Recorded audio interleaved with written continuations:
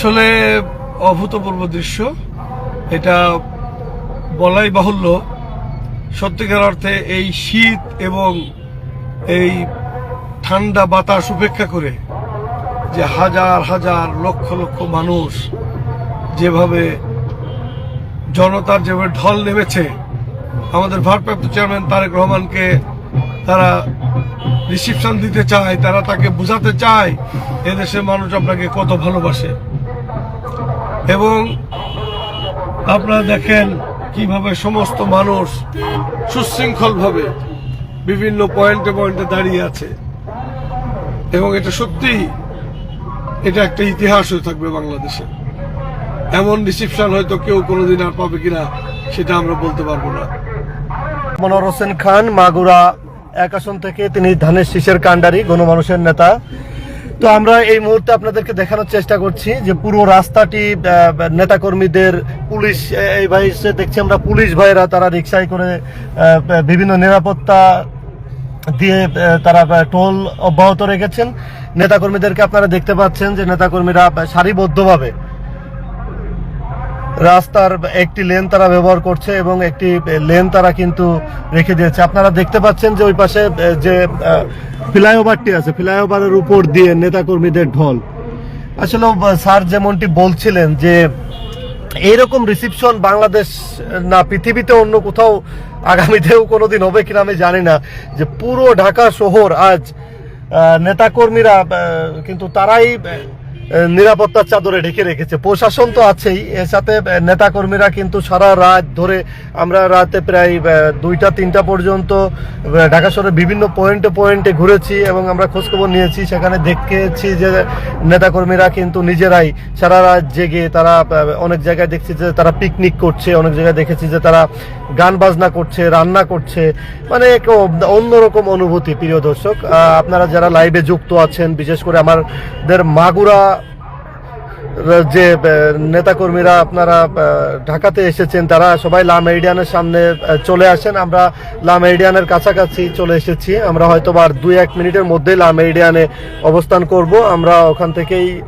মূল যে মিছিলটি আমাদের দেওয়ার কথা, আনন্দ মিছিল, আমরা সেই আনন্দ মিছিল কিন্তু খুব দ্রুত সময়ের মধ্যেই আমরা শুরু করতে যাচ্ছি। আমরা এখন প্রায় লা মেরিডিয়ানের কাছাকাছি। আমরা এখন খিলক্ষেতে ঢুকেছি।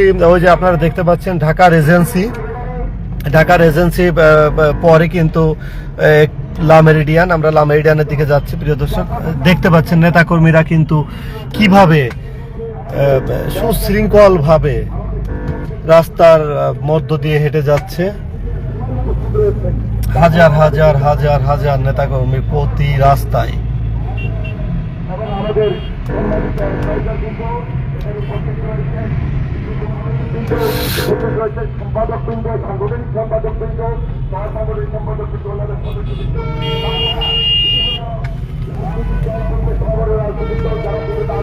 ক্যাপটা দিও।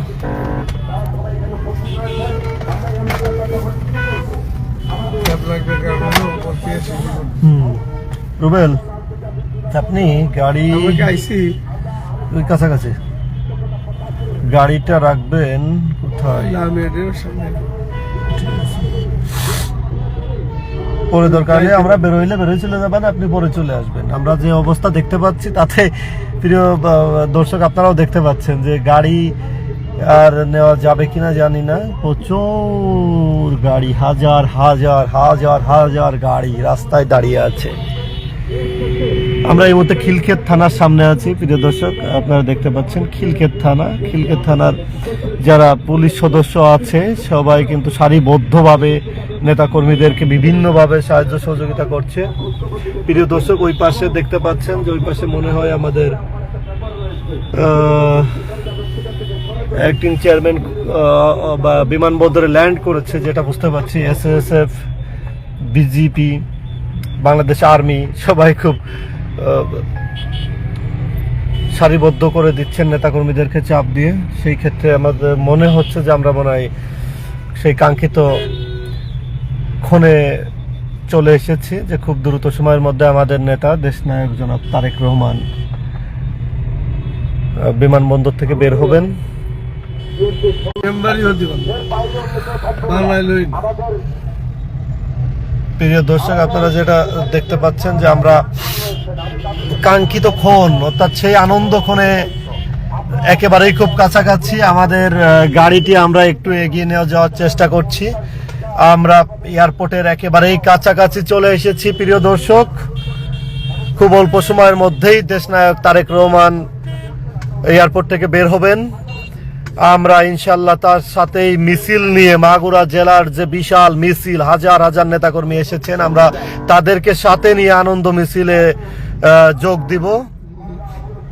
প্রিয় দর্শক, আপনারা দেখতে পাচ্ছেন খুব অল্প সময়ের মধ্যেই আমরা ইনশাল্লাহ সেই মিছিলটির সাথে যুক্ত হতে পারবো বলে আমরা আশা করি। কারণ আমরা একেবারে এয়ারপোর্টের সামনে আছি, তার মানে দেশনায়ক তারেক রহমান এয়ারপোর্ট থেকে বের হওয়ার সাথে সাথে তার সাথে যে গাড়ি বহরে যে মিছিলগুলো থাকবে, তার মধ্যে অন্যতম একটি মিছিল থাকবে মাগুরা জেলা বিএনপির যে মিছিল। কারণ মাগুরা জেলা বিএনপির অবস্থান এই মুহূর্তে হোটেল লা মেরিডিয়ানের সামনে। আমরা হোটেল লা মেরিডিয়ান থেকে আস্তে আস্তে করে আমরা এয়ারপোর্টের দিকে আগাবো।